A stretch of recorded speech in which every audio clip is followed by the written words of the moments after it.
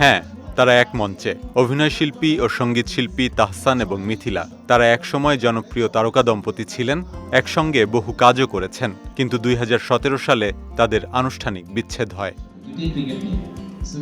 তবে বিচ্ছেদ হলেই যে মুখ দেখাদেখি, কথা বলা বন্ধ, একে অপরের সম্পর্কে খারাপ কথা বলা, তাহসান মিথিলা সেই ধারা থেকে আলাদা। তাদের মধ্যে বন্ধুত্বপূর্ণ সম্পর্ক ছিল আগে থেকেই।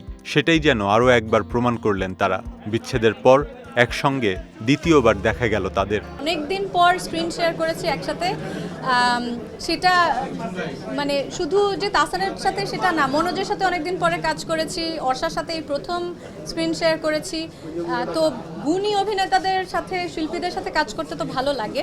তাহসান ভাইয়ের সঙ্গে কাজ করতে আপনি তো অনেক কাজ করেছেন এর আগে, আসলে তো তার সঙ্গে কাজ মিস করেন কিনা আসলে সহকর্মী হিসেবে?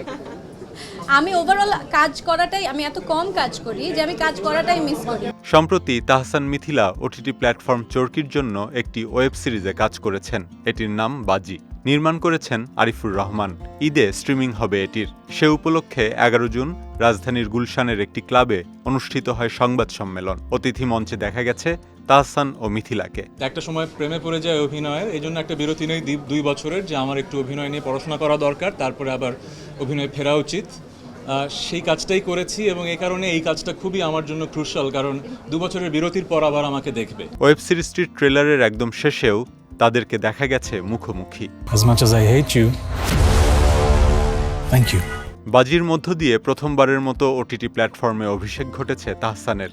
এই সিরিজে তাকে একজন ক্রিকেটারের চরিত্রে দেখা গেছে। তবে তিনি বাস্তব কোনো ক্রিকেটারের চরিত্রে অভিনয় করেছেন কিনা তা নিশ্চিত করেনি চরকি।